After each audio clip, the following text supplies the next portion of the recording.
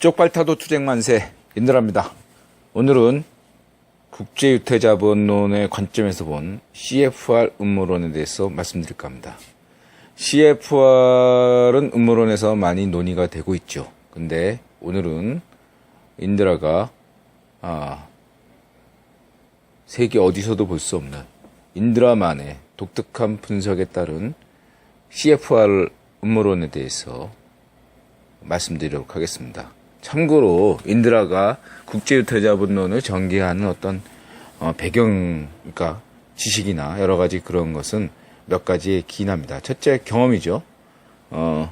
인드라는 이제 십수년 동안 학생 운동권으로 있었고, 또 사회에서 나와서도 운동을 지속했고요. 그 다음에 정당, 민주노동당, 사회당, 이런 데 10여 년 동안 당원을 있었습니다. 또한, 짧은 기간이지만, 쪽발민주당, 정권 잡기 전이죠. 예, 쪽발 대중정권이 정권 잡기 전에, 짧은 기간 동안, 방용석 의원이라는 노동운동 했던, 방용석 의원의, 노동담당 비서관, 5급이죠. 예, 재직한 경험이 있습니다. 또한, 또 몇 년간, 대우자동차 판매 영업사원으로, 일했던 이력이 있죠. 이러한 그리고 이제 자영업 오랫동안 했고요. 그래서 이러한 어떤 여러 가지 사회 경험들이 있고요. 또, 인드라가 책도 냈죠. 문화비평가, 다수의 어떤 여러 가지, 1990년대, 하이텔 PC 기반, 하이텔에서 이제 인드라가 시사 논객으로 굉장히 유명세를 날렸습니다. 따로 인드라를 위해서 이제 시사 코너를 만들 정도로, 하이텔에서, 상당한 영향력을 행사했죠. 그만큼 이제, 그러다 보니까, 그런 이제 글발이 있다 보니까 아무래도 이제 그 이후로 인드라 짝퉁이라고 할 수 있는 이제 이런 딴지 뉴스, 어준이 같은 애가 이제 인드라 이제 그 스타일을 이제 자기 방식으로 소화해가지고 딴지일보를 만들기도 했죠. 예, 이런 식으로 인드라가 또 한 것들 많습니다. 예, 온라인에서 조선일보에게 침을 뱉자 이런 식으로 이래가지고 안티조선 그런 것들의 어떤 그런 거 있죠. 조선일보 독자 게시판에 가서 쌈박질하기. 이거 원래 최초가 인드라거든요. 예. 그러한 것들, 그런 한국 최초, 세계 최초 이런 그런 것들을 많이 했죠. 그러다 보니까 만든 사람들의 영향력, 지금 그런 것들이 있고요. 근데 마지막으로 인드라가 좀 독특하게 살다 보니까 사고방식이 약간 유대인하고 좀 비슷한 것 같습니다. 그래서, 남들과 좀 다른 괴짜적인 삶을 살다 보니까, 그런 독특한 직관, 이연현상이라고 인드라가 하겠죠. 그런 세 가지가, 어울리면서 다양한 독서가 또 이렇게 하다 보니까 여러분들이 그러니까 같은 어떤 인터넷 정보를 읽어도 예를 들어서 여러분 CFR에 관련한 이제 미국 외교협회죠. 여기 공식 홈페이지도 있고 그다음에 이제 CFR에 관한 위키미디아, 피디아 그런 것도 있습니다. 그런 자료를 여러분이나 나나 똑같은 자료를 보는 거예요. 그럼에도 불구하고 여러분이 못 보는 것을 제가 본다 이거죠. 같은 자료를 보고도 말이죠.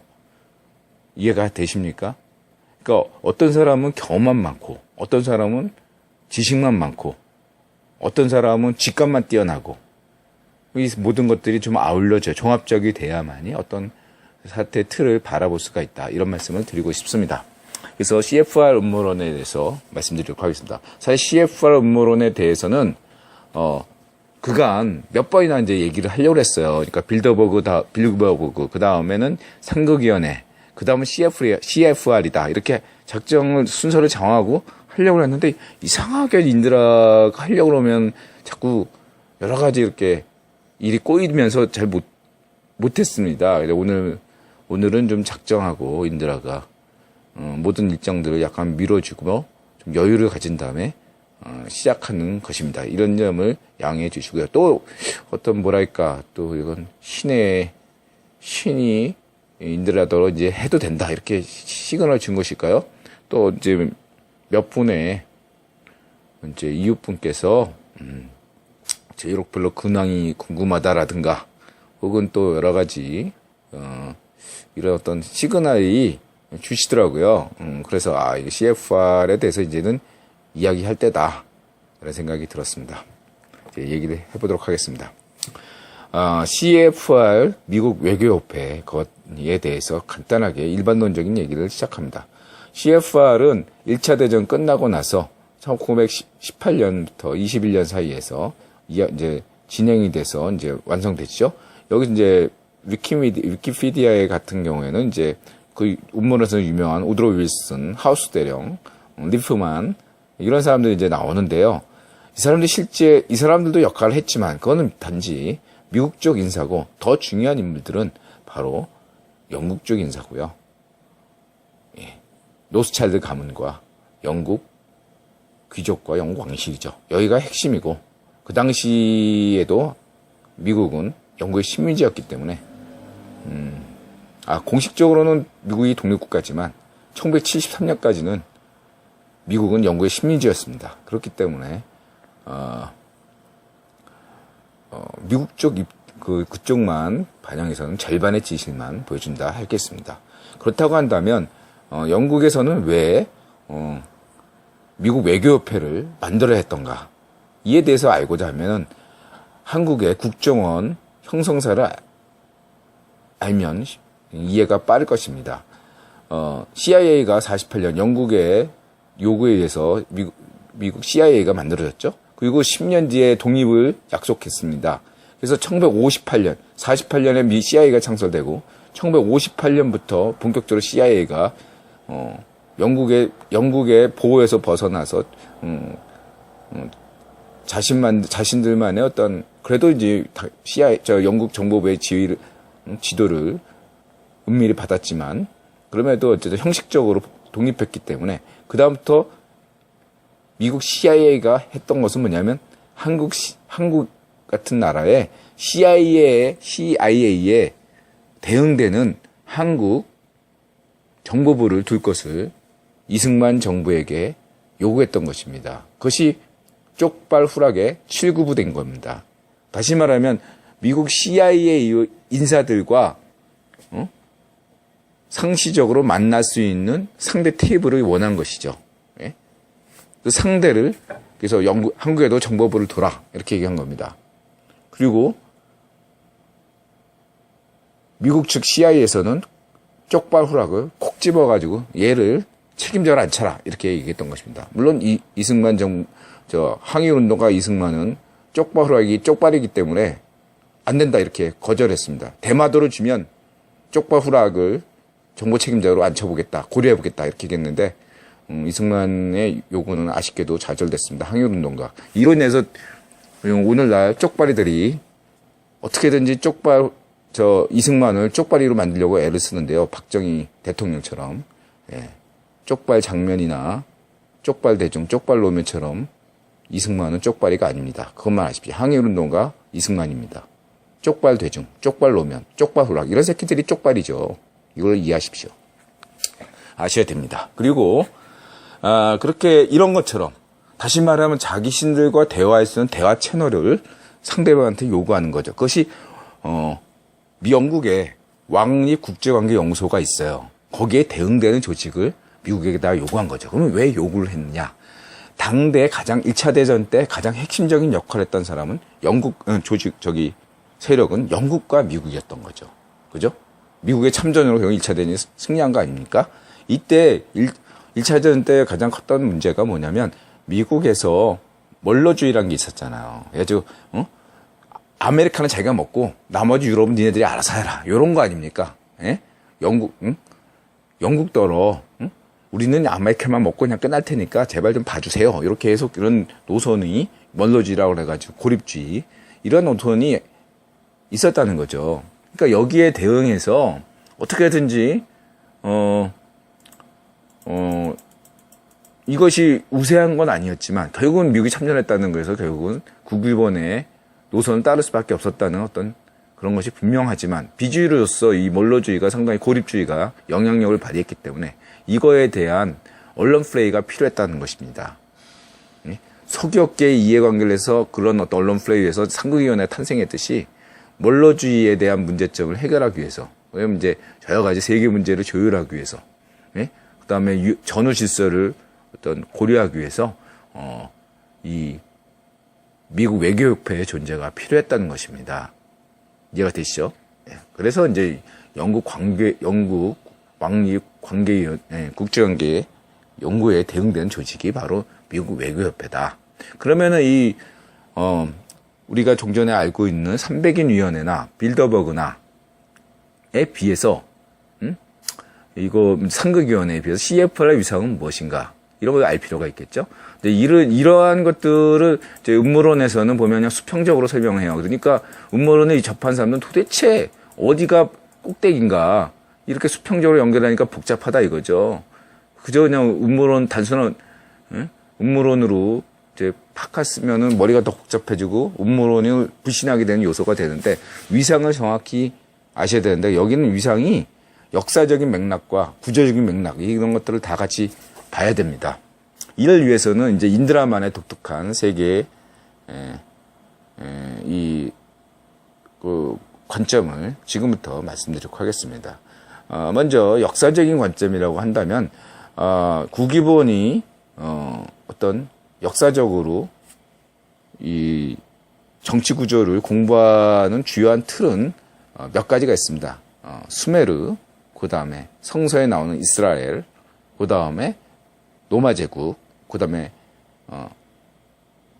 페니키아, 카르타고, 그 다음에 이제 중앙아시아, 이 몽골과 게르만에서 비롯되는 이런 중앙아시아 유목민 정치체제, 그 다음에 중국의 고대 정치체제, 이 정도. 그리고 마지막으로 이제 인도의 카스트제죠. 이런 정도가 이제 아무래도 이들이 집중적으로 연구하는 정치제도라고 할 수 있습니다. 사실상 정치제도라는 건 그렇게 발전이 있다고 볼 수 없어요. 벌써 선진적인 정치제도는요, 오래전에 이미 다 됐습니다. 정치제도는 거의 진보라는 것이 있다고 보기는 어렵습니다. 예.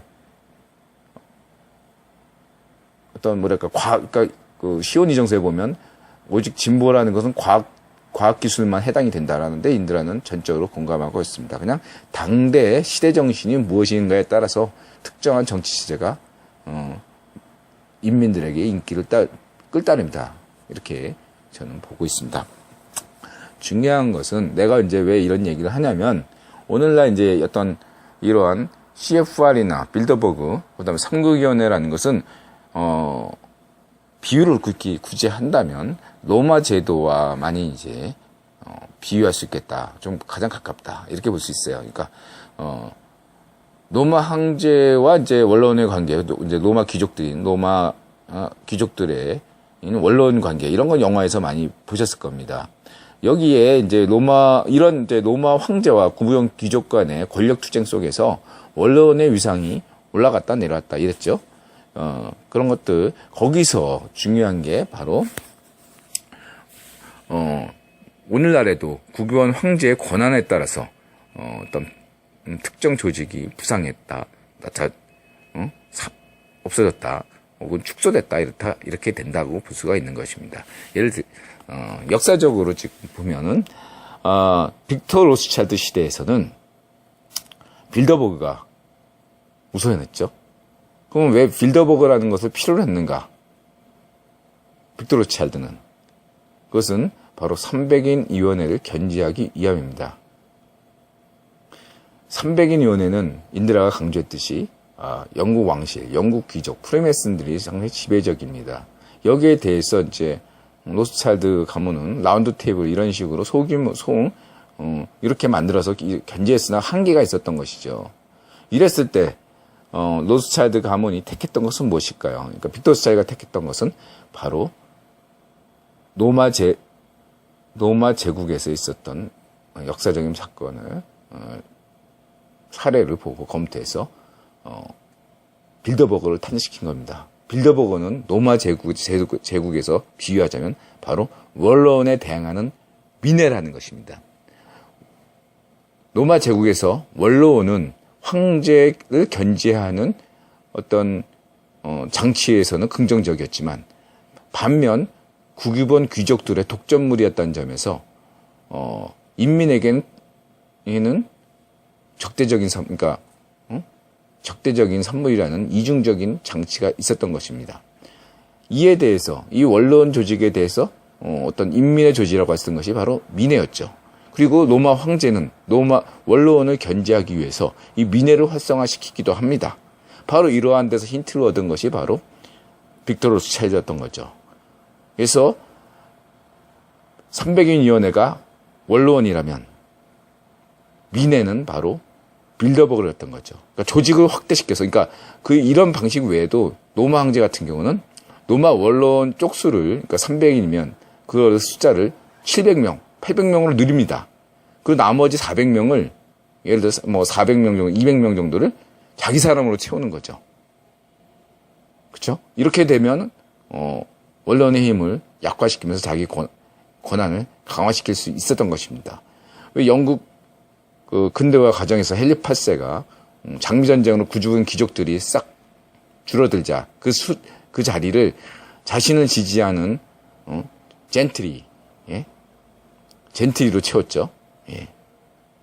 이런 것들과 아주 유사하다고 볼 수 있겠습니다. 그래서 빅토 로스차일드가 빌더버그를 원했던 건 300의 위원회 로마 원론에 비유되는 300위원회를 견제하고 자신을 지지하는 빌더버그 조직을 키운 거죠. 그리고 이 조직은 바로 전 세계를 컨트롤하기 위한 조직이 된 것입니다.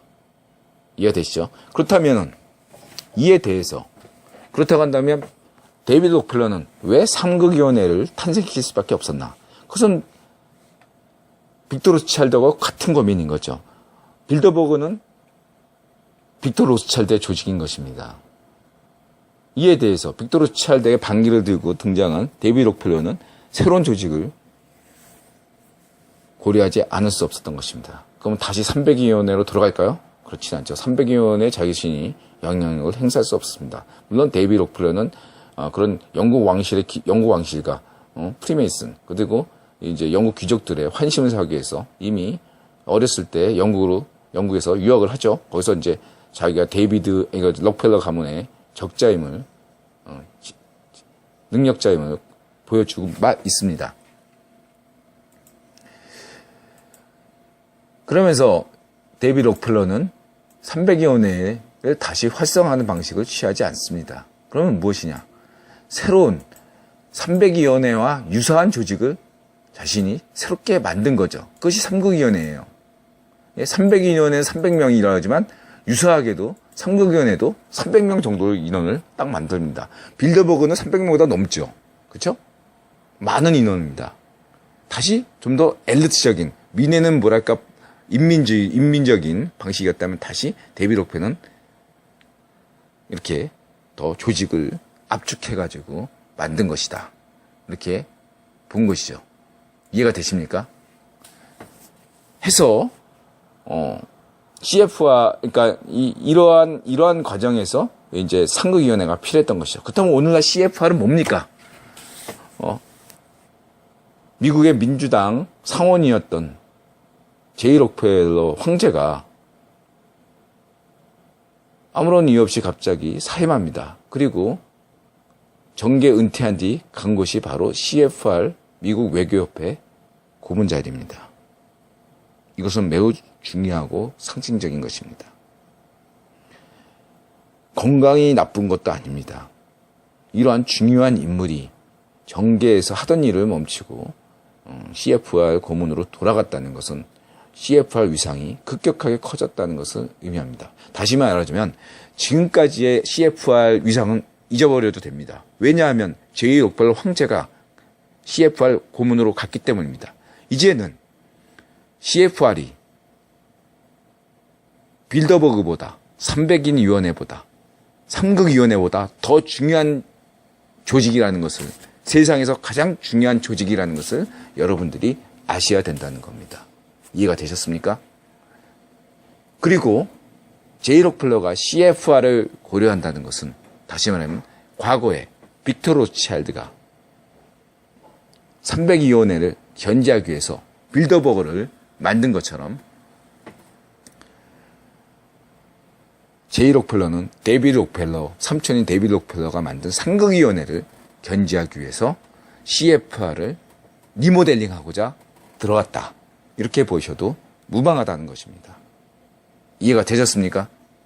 다시 한번 귀족화된 어떤 구기본 정치를 다시 인민 정치로 바꾸겠다는 제이 록펠러의 선언인 것입니다. 두 번째는 무엇이냐면 두 번째가 더 중요하다고 말할 수도 있습니다. 무엇이냐면 데이비드 록펠러는 그러니까 빅터 로츠차일드는 세계 체제에서 전후에 유엔 체제를 만들었습니다. 국제연합체제죠. 예. 여기는 2차 대전 전승국 체계죠. 안전보장이사국. 예. 미국, 영국, 소련, 중국, 프랑스입니다. 이 5개국이 협의회 안에 가는 것입니다. 그리고 근데 이 유엔에서 논의되고 주제들, 이슈들, 대입구조들 이 모든 것을 어디서 만들었을까요? 빌더버그에서 만든 겁니다. 빌더버그에서 먼저 어떻게 될지 어떤 프로그램을 만들면 이 프로그램에 따라서 안전보상이사국이 서로 역할 분담을 해서 이번엔 미국이 반대하면 미국이 하면 소련이 반대한다. 소련이 하면 미국이 반대한다. 이런 식으로 게임을 했던 것입니다. 역할놀이를 한 거죠. 예? 이것이 빅터 로스차일드가 만든 냉전 게임인 거죠. 소련 정부나 미국 정부나 모두 자기가 마음대로 컨트롤할 수 있었기 때문입니다. 가능했던 것입니다. 이에 대해서 데이비드 록펠러가 만든 체제는 유엔 체제가 아닙니다. 유엔 체제가 아니고 우리가 알고 있는 G3, G5, G7 그 다음에 최근까지는 G20으로 만든 아시죠? 그래서 맨 처음에는 미국, 쪽발, 독일 이렇게 3개국 G3죠. 이것은 명백하게 미국을 제외해서는 쪽발 독일이 전쟁 패전국입니다. 2차 대전 패전국. 예? 그리고 국유원이 필요해서 이들 쪽발과 독일을 경제개발 시켜줬죠. 쪽발과 독일의 경제개발 근대화, 2차 대전 이후의 경제 부흥은 전적으로 국유원이 도와준 겁니다. 국유원이 도와주지 않았다면 쪽발과 독일의 오늘날은 전혀 없습니다. 만약에 도와주지 않았다면 쪽발은 필리핀 인민처럼 필리핀처럼 살고 있을 것이며 독일은 오늘날 그리스처럼 살 수 있었던 것입니다. 그러나 국유원의 결정에 따라서 독일과 쪽발은 오늘날 경제 선진국이 된 거죠. 그래서 여기에 데이비드 록펠러는 방점을 둔 겁니다. 그래서 G3, G5, G7, G8, G20까지 이렇게 나간 것입니다. 이것은 명백히 유엔 안전보장이사국 체제와 대립되는 것이죠. 그리고 여기에 방점을 둔 것입니다. 그래서 G7에서, G3에서 G20까지의 이런 얘네들 여기서 나오는 모든 의제들은 누가 생성했냐? 바로 상극위원회에서 생성했던 것입니다. 이해가 되십니까? 그렇다면 제이 록펠러 시대의 CFR은 그럼 무엇을 위한 것이냐? 다시 유엔으로 가지는 것인가? 그건 모릅니다. 새로운 어떤 유엔의 새로운 체제가 나올지는 모르겠지만 적어도 G3, G20을 위한 조직은 아닐 것이다. 라는 것이죠. 아니면 유엔을 그대로 놔두고 G3도 무시하고 새롭게 G3도 아니고 유엔도 아닌 어떤 것을 만들지도 모릅니다. 아직까지는 현재 진행형이라 할 수 있겠습니다. 그래서 이게 중요하다. 이렇게 말씀드렸습니다. 이와 관련해서 쪽발석현이 유엔 사무총장 자리가 아시아에 배당된 거를 정보를 입수해가지고 상극위원회 루트로 그래서 지가 유엔 사무총장 되려고 애를 썼던 거죠. 이거를 또 쪽발석현하고 쪽발 노면이 쪽발이니까 가깝잖아요. 사이가. 그래서 이제 알아가지고 쪽발 노면이 쪽발석현한테 점수 따려고 알랑방귀 끼려고 적극적으로 쪽발 노면이 쪽발석현 유엔 사무총장 운동을 했던 것입니다. 근데 안 됐잖아요. 그러니까 쪽발석현은 자기가 안 된 걸 유태인 탓으로 돌린 겁니다. 유태인들이 반대해서. 왜냐하면은 유대인들이 이제 득세했던 데는 빌더버그 쪽이니까 상급위원회는 유대인들이 별로 힘이 없으니까 그럼 유대인들이 날 반대해서 다른 조직이 날 반대해가지고 상급위원회는 날 밀었는데 안 됐구나 이렇게 생각하는 게 당연하잖아요. 쪽발석현 입장에서는. 그게 아니라는 거죠. 인들은. 겉보기에는 유대인이지만 유대인들이 그렇게 큰 힘을 발휘할 수는 없습니다. 인드라가 파악했던 제이 록펠러가 바로 당신 쪽발석현을 아웃시킨 거죠.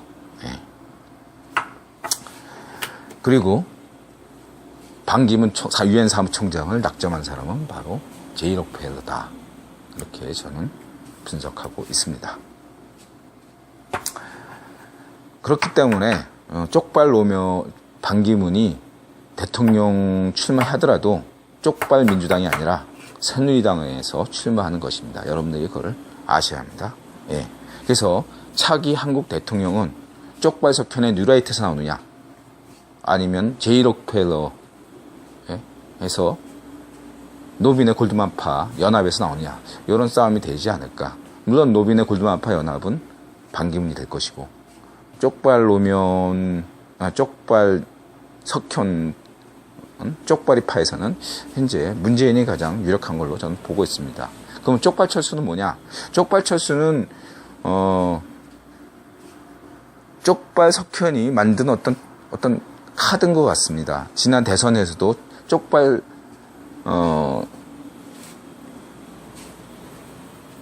그 철수를 여론조사에 포함시킨 것도 쪽발 석현 지시였고요. 근데 이제 중요한 건 막판에 성김 미국 대사가 문재인과 박근혜 대통령만을 둘만 불렀다는 것이죠. 그래서 국위원회 원래 기계는 쪽발 철수가 없었는데 쪽발 석현이 임의로 넣은 것이 아니겠느냐. 여러 가지 한국 프로에서. 그래서 이번 총선에서도 이게 쪽발 철수의 선전이 국위원회 직접 지시해 온 것이냐 아니면 쪽발 석현의 자의적인 행위인지는 좀 더 분석을 해봐야 되겠다 이렇게 보고 있습니다. 중요한 것은 세계 체제가 지금 변하고 있다. 그리고 조직이라는 것은 주체와 환경에서 얼마든지 위상이 변한다. 이렇게 말씀드릴 수 있겠습니다. 아무튼 그 CFR 미국 외교표는 외교표는 미국 자체적인 어떠한 필요에서 이해한 게 아니라 당시 국위원회 요구에서 미국 외교협회가 형성됐다. 그래서 초반부에는 미국 외교협회가 CFR이 할 일이 없었던 것입니다. 역설적으로요. 이해가 되십니까? 예. 그냥 식민지 기관이었으니까요. 말 그대로 아주 노골적으로 얘기한다면. 예? 총독부 역할을 한 거죠. 총독부. 미국 외교협회는 영국의 총독부였다. 이렇게 보셔도 무방할 것 같습니다. 그래서 영국의 총독부가 미국 외교였기 때문에 초기에는 별 할 일이 없었던 것입니다. 근데 점차적으로 위상이 강화되기 시작했던 것은 바로 루즈벨트 시대죠. 루즈벨트 시대에 세계 최초의 예수 이후 세계 최초의 유대인 대통령이 두 번째지만 어쨌든 두 번째 대통령 첫 번째 대통령은 이제 시어도 루즈벨트고요. 두 번째 대통령이 이제 루즈벨트 대통령인데 이 사람이 한 일이 많기 때문에 어쨌든 여기에 상당한 의미를 부여했습니다. 그래서 국유보는 미국에서 연방준비은행을 탄생시키기 위해서 많은 애를 썼기 때문에 이것이 탄생되자 굉장한 의미를 부여했던 것입니다. 그래서 이때부터 이를 위해서 이제 록펠러를 상당히 길게 했기 때문에 이 시대 이제 1930년대부터는 록펠러의 위상이 커집니다. 여기에는 중요한 어떤 역사적 사실이 있는데요. 그 전까지 어떤 로스차일드의 가문의 대리인으로서 행세했던 가문은 바로 모건 가문이에요. 근데 대공황이 발생하자 이 대공황의 책임을 온통 떠맡았던 것이 바로 모건 가문입니다. 대공황 기간 중에 피격되기도 합니다. 그렇기 때문에 모건 가문에 대한 어떤 증오심이 미국에서는 굉장히 많았어요. 이 모건 가문이 이 어떤 겉으로는 어쨌든 영국을 대변하는 자본이었거든요. 예? 그렇게 이제 어떤 그건 나중에 모건과 로스차일드, 록펠러의 관계에 대해서 따로 이제 말씀드릴 기회가 오면 되겠습니다. 그렇기 때문에 상대적으로 미국 토착 자본이라고 할 수 있는, 록펠러, 포드, 카네기 같은 사람이 뜬 거죠. 근데 이제 카네기는 이미 다 정리했고, 이제 남은 것은 포드 가문과, 록펠러 가문인데, 이 포드 가문은 나중에 이제 포드 가문에서 따로 얘기했지만, 포드는 이제 프리메슨인데, 이 포드 가문은, 어떻게 구규본의 어떠한 것인지 아니면 록펠러의 어떤, 알지 못하는 작용인지 아니면 그냥 신의 뜻인지 알 수 없지만, 어쨌든 간에, 아들도 유능했지만 아들까지 이어지지 못하고 포드 경영이 결국은 포드 재단으로 넘어가거든요.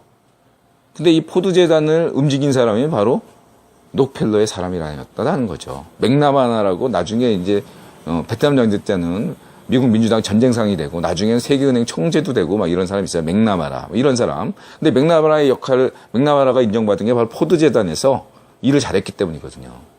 이런 사람이 록펠러 사람이에요. 그러니까 1930년대 후반에 거기 이제 CFR 미국 외교협회에서 포드 재단과 록펠러 재단이 힘을 발휘했다라는 것은 한마디로 얘기하면 록펠러 재단이 힘을 내기 시작했다. 그리고 이때부터 미국에서 모건 가문과 록펠러 가문의 역할이 바뀌기 시작했다. 이렇게 보면 되는 것입니다. 이때부터 로스차일드의 가문의 미국 대리인은 모건 가문이 아니라 점차 록펠러 가문이 되기 시작한 거죠. 또한 또 중요한 것은 록펠러 가문이 이제 40년대 들어들면 록펠러 2세가 나이가 이제 들어서 록펠러 3세대인 이제 데비 록펠러, 레슨 록펠러 이 3세대에 그다음에 이제 제이 록펠러 아버지인 록펠러 3세에게 다 물려줍니다. 그래서 이들 록펠러 3세대의 사람들이 1940년대부터 미국 정재계를 휘어잡기 시작하는 것입니다.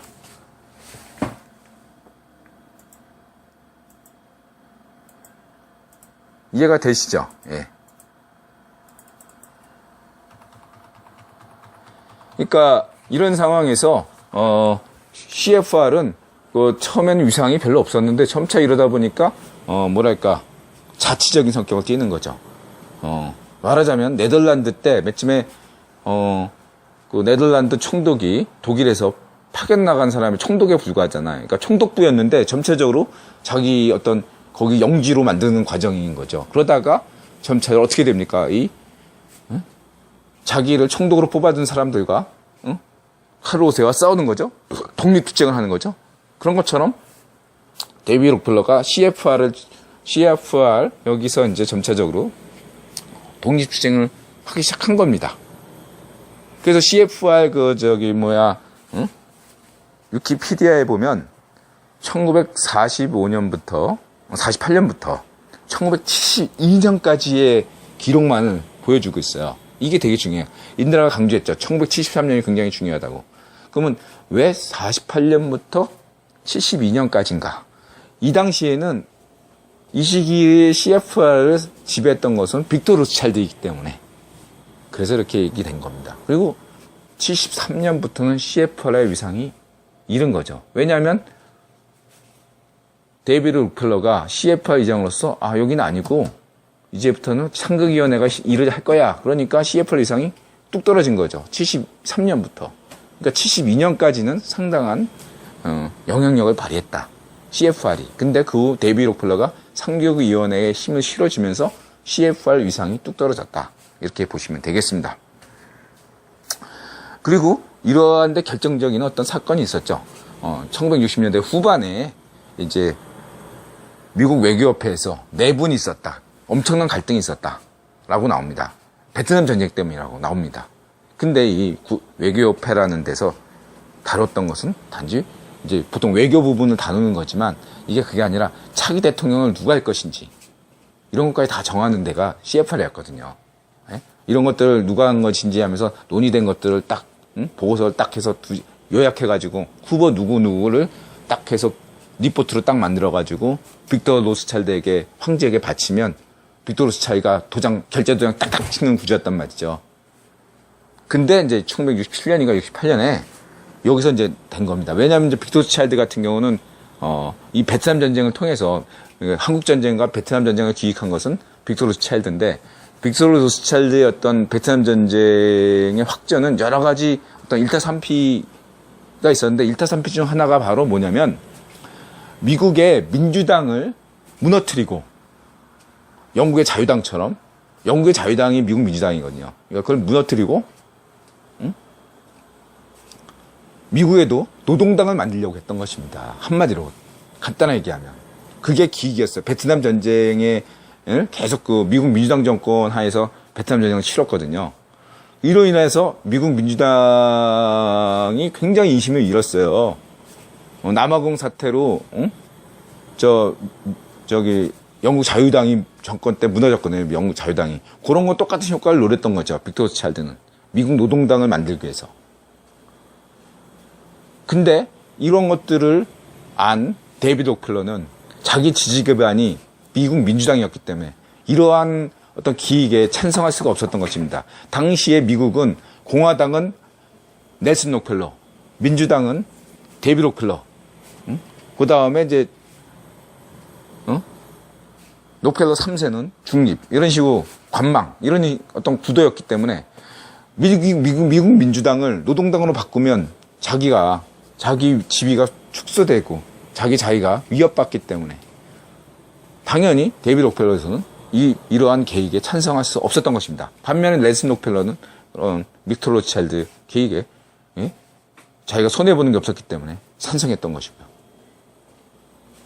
해서 반란을 일으킬 수밖에 없었던 것입니다. 그것이 바로 베트남 전쟁에서 CFR 해서 베트남 전쟁으로 논란이 각화됐다라는 것의 핵심인 것입니다. 이런 것은 인터넷에 없잖아요. 인드라만이 전 세계에서 유일하게 얘기하는 것입니다. 바로 이렇기 때문에 닉슨이 차기 대통령이 될 수 있었던 것입니다. 닉슨은 빅토르 로스차일드 계열이 아닙니다. 그렇다고 그 전까지 록펠러 사람도 아니었습니다. 오히려 케네디나 존슨은 록펠러 사람이었거든요. 그렇기 때문에 계속 닉슨이 물먹었을 때 그 전까지 대통령이 되기까지 뭐라고 했냐면 자기는 록펠러 때문에 정치 인생이 망쳤다 계속 이러면서 록펠러 가문을 비판했던 사람이 바로 닉슨이었습니다. 하며 공화당 외톨이였던 것이죠. 아웃사이더였습니다. 그런 닉슨이 대통령이 된 거는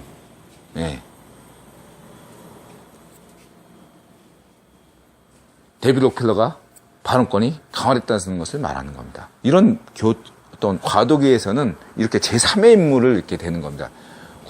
사실은 뭐 냉정하게 보면 데이비드 록펠러는 내심 자기가 지지한 사람이 따로 있었을 겁니다. 근데 그 사람을 내세우기에는 너무 대립각이 크니까 이럴 때는 공화당 사람들까지도 이렇게 회유할 수 있고 포섭할 수 있는 어떤 이러한 전략을 취한 것이 바로 닉슨이었던 거죠. 그래서 닉슨이 한국에 온 적이 있습니다. 대통령 되기 전에. 그때 박정희 대통령이 닉슨을 만나주지 않았습니다. 왜냐하면 당시 국정원 관계자가 김영욱인데, 김영욱은 김종필 라인이고, 김종필은 박정희를 감시하기 위해서 빅토르 로스차일드가 임명한 인물이거든요. 쪽파 후락은 이제 이쪽 쪽발이 계열이면 빅토르 로스차일드는 김종필은 빅토르 로스차일드 계열입니다. 그러다 보니까 빅토르 로스차일드 계열 정보로는 닉슨은 결코 대통령이 될 수 없는 인물이잖아요. 그러니까 박정희더러 대통령더러 만날 필요 없다. 그러니까 닉슨이 한국에 왔는데 박정희가 안 만나줬던 것입니다. 근데 나중에 대통령이 됐잖아요. 그러니까 자연스럽게 어떻게 됩니까? 김영욱은 잘리고 쪽파 후락이 대통령 비서실장이 다시 국정원장이 되는 거죠. 이런 식으로. 이해가 되십니까? 한국의 국정원장은요, 대통령이 임명하는 것이 아닙니다. 국위원이 임명합니다. 누구하고 쪽파 후락 이렇게 딱 찍어가지고 김재규 해라 이런 식으로. 박정희하고 김재규는 말이죠. 가령 김재규는 5.16 혁명 때 반대했던 사람이에요. CIA에다가 막 박정희는 빨갱이에서 문제가 많다고 이제 고발했던 사람이에요. 예, 그런 것만 아시면 됩니다. 그래서 이런 식으로 이제 이런 식으로 각 세계 각국에 엄청난 영향을 끼친 거죠. 닉슨이 대통령이 되면서 세상이 많이 변했다. 이런 거를 파악할 수 있었던 것입니다. 인민은 물론 모르죠. 78%의 인민은 모르고 21%의 어떤 좀 세계 엘리트들은 약간 눈치챘는데 이게 뭔지 잘 모르지만 어쨌든 간에 자기 눈앞에 보이는 건 돌아가는 건 조금 알게 되는 그 정도인 거죠. 세상의 1% 이내의 사람들만 세상 돌아가는 것들을 아는 것뿐이 안다고 할 수 있겠습니다. 하지만 그런 1%도 완벽하게 이해할 수는 없는 거죠. 인드라의 오늘 얘기 듣고서 자기가 그동안 정보들을 종합하면 인드라 얘기하고 0.1%들만 아는 얘기들을 1% 이내 사람들도 이제 눈치챘다. 이렇게 퍼즐이 맞춰졌다. 이렇게 평가할 것이라고 저는 확신합니다. 인드라는. 이렇게 되는 거죠. 그래서 이제 CFR은 상급위원회 출범 이후로 내내 별게 아니게 되는 거죠. 예. 과거에는 그냥 그랬는데 이제는 다시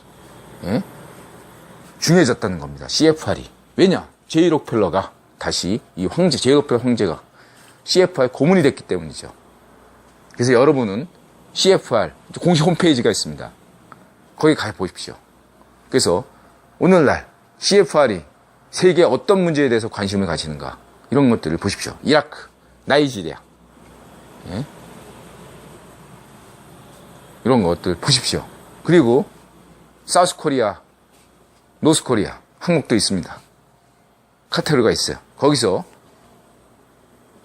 무엇을 다루는가 이런 걸 보시기 바랍니다. CFR, 미국 외교협회에서 발행되는 격주간으로 발의되는 잡지도 있습니다. Foreign Affairs인가? Foreign Flish인가? 하여튼 거 있습니다. 이게 여기에 과거 이제 부시 때 말이죠. 노비네파 부시 때 포용 정책이라는 걸 발표합니다. 포용 정책. 이거를 한국어로 바꾼 게 바로 쪽발 대중의 햇볕 정책인 것입니다. 이런 게 이미 CFR에서 된다 이거 이렇게 보시면 돼요. 그래가지고 쪽발 대중 정권 때 남북한에 다국적 담배 회사가 설립됩니다. 남한에도 설립되고 북한에도 똑같은 회사가 나옵니다. 그래서 북한의 담배 공장에서는 마약을 그때부터 팔기 시작한 거죠. 생산해서. 노비네파 시절이죠. 이런 것들은 바로 CFR에서 기획한 겁니다. 최근에 이제 많은 분들이 이제 쪽발 정은이 북핵에 대해서 이제 저한테 문의 주셨는데요. 간단하게 인들하게 정리합니다. 쪽발 정은은 절대로 핵폭탄은 버튼을 누를 수가 없습니다. 왜냐하면 권한이 없기 때문이죠. 북핵의 핵폭탄을 버튼을 누를 권한 세상에서 유일하게 권한을 가진 분은 오히려 이제 딱 한 명, 제이 록펠러 뿐입니다. 제이 록펠러가 버튼 허가 승인하지 않는 이상 쪽발 정은은 버튼을 누르고 싶어도 즉각 자기가 가장 신뢰하는 측근에 의해서 피살될 것입니다. 그런 마음을 품자마자 제이 록펠러에게 항거하는 마음을 품자마자 즉각 48시간 이내에 숙청당할 것입니다. 그렇다고 한다면 오늘날 쪽발 정은은 북한을 실질적으로 지배하는 사람인가? 아니다. 이렇게 인들은 간단하게 규정합니다. 왜냐? 이제 아이리스 이런 걸로 이제 영화 같은 데 나왔죠. 그런 건 이제 영화고요. 실제적으로 여러분들이 아셔야 될 게 각국의 정보원, 각국 정부 이럴 때 국유본이 지배하는 기관들의 특징 전에도 한번 말씀드린 적이 있는데 특징이 뭔지 아십니까? 각국의 장들, 예를 들면 국정원장이 굉장히 힘이 있을 것 같죠. 그렇지 않습니다. 얼굴마다의 가능성이 매우 큽니다. 그런 조직은. CIA 장도 마찬가지입니다. CFR 의장도 마찬가지고요. 그러면 중요한 사람은 누구냐? 실무진급이라는 거예요. 실무진급. 각 CIA나 국정원이나 이런데 실장, 국장 이런 사람들이 오히려 파워가 크다. 그리고 더 중요한 것은 진짜 능력 있는 사람은요, 그 자리에 10년이고 20년이고 있습니다. 결코 언론에 드러나지도 않아. 만년 실장, 만년 부장, 만년 국장 이런 사람들이 실제적으로 그 조직을 움직이는 사람이라는 거죠. 그래서 자기보다 이제 별로 지위 없는 사람들이 이제 오히려 출세해서 장관 돼서 옷 빨리 벗습니다. 이해가 되십니까? 이것은 남북한 공통이고 미국도 마찬가지고 전 세계 공통인 겁니다. 여러분이 학생운동권이었다면 잘 생각해 보십시오. 예? 전대협 어떻게 움직입니까? 대학생 총학생회장이 움직인다고요? 여러분 아니잖아요. 예? 거기 보면 연락책이라고 있어요. 졸업은 오래전에 했는데 예? 예? 과거 그냥 간지 전대협에서 활동한 졸업생이다 이런 신분으로 예? 그 걔가 하는 일은 대외 연락책에 불과한 건데 조직상으로는 별게 아닌데 걔가 사실상 전략이고 뭐고 다 나오잖아요. 그죠? 여러분 내가 거짓말합니까? 예? 우상호 학형 예? 내가 거짓말합니까? 그게 아니잖아요. 우리 같이 한 적이 있잖아요. 예? 예. 그렇습니다. 다른 쪽도 다 마찬가지예요. 그러니까 실제 총학생회장은 사실 얼굴마다에 불과해요. 예. 그게 중요하지 않습니다. 물론 총학생회장 얼굴 마담이더라도 이제 이인영이나 이제 우상호 같은 경우는 이제 약간 얼굴 마담이지만 일도 잘했으니까 행정능력이 있으니까 그렇게 이제 좀 하겠지만 실질적인 것은 그렇지 않았다. 더 중요한 건 어떤 노조나 뭐든지 다 그런 연락책이 제일 중요하거든요. 위에 상부의 지식을 잘 전달할 수 있는 사람, 브레진스키 같은 사람 이런 사람이 중요하지. 언론에 공개된 사람 별로 중요하지 않습니다. 그리고 중국도 마찬가지예요. 중국도 지금 최근에 어떤 사람이 부각됐잖아요. 인들아 지금 이름을 기억할 수가 없는데 그 사람은 오랫동안 언론에 유지되지 않다가 최근에 들어서야 조금씩 언론에 나옵니다. 그러면 이 사람 이제 역할이 다 됐다는 거죠. 언론에 나올 정도면. 이제 다른 사람하고 권력 교체가 된 거예요. 그리고 이 사람은 이제 오랫동안 음지에서 일을 많이 했기 때문에 이제는 이제 나와서 자기의 임무를 그동안 수고했다는 거에 대해서 어떤 보은 인사를 해주는 거죠. 일종의 그렇게 해준다고 보면 되고 이제는 언론에 나온다는 거 이제 초점 포커스를 맞췄다는 건 이제 이 사람이 실제 업무를 끝났다 이렇게 보시면 됩니다. 이해가 되십니까? 이것이 이제 CFR인 거죠. 이해가 되십니까? 그래서 CFR은 과거의 빌더버거와 비슷하다. 멤버가 4,900명이 넘는다는 거죠. 예? 상국위원회는 불과 300명밖에 안 되는데 그렇다고 한다면 이 CFR은 현재까지 미국 외교협회니까 미국인만 가능한 조직에서 협소한 조직이 아니냐? 그렇지 않습니다. 예, 그렇지 않아요. 제이 록펠러가 여기에 보관이 있을 겁니다. 여러분이 생각하는 게 지금 인드라가 강조했듯이 쪽발 정원이 오늘날 북한 지배자가 될 수 있는 비록 얼굴마다면 꼭두각시에 불과하더라도 될 수 있었던 것도 다 국유본의 지시고 북핵을 만들 수 있었던 것도 핵무기 만들려면 기술과 자금이 필요하잖아요. 이거 모든 걸 국유본이 다 대준 겁니다. 걔네들이 혼자서 대줄 수가 할 수가 없어요. 네. 오늘날 언론 플레이 같은 거 다 예? 국본이 다 프로그램 하는 거 걔네들이 하는 거지. 걔네들이 머리 없어요. 한국의 운동권도 머리가 없지만 우리 남한의 운동권보다 더 무식한 놈들이 어디냐면 북한 애들이에요. 걔 진짜 무식해요. 자기들이 혼자 살 줄 아는 건 아무것도 없는 놈들입니다. 예, 국유본이 시켜준 프로그램만 따라서 할 뿐인 따라쟁일 뿐인 겁니다. 그것만 아십시오. 그래서 인드라가 늘 강조하듯이 국유본의 프로그램에서 더 이상 쪽발정원이 필요 없고 새로운 역학관계가 형성되면 언제든 통일한국은 내일이라도 당장 이루어질 수 있다. 이렇게 말씀드릴 수 있는 거고 쪽발정원은 바로 그러하기 때문에 자기가 얼굴마담이라는 걸 알고 있기에 누가 침략합니까? 한 번도 침략한 적이 오히려 지가 침략했지 침략한 적이 있습니까? 쪽발정은 응? 그냥 계속 자기 체제 강조하지 않습니까? 이런 거 그거는 이제 하나의 절박한 소리다. 카다피도 그랬죠. 카다피도 계속 오바마가 착한 사람 같다 이러면서 유엔 발표 때 막 횡설수설 했죠. 이미 프로그램은 진행되고 있는데 이제 그걸 알기 때문에 카다피가 마지막으로 애원했던 것입니다. 역할이 끝난 거죠.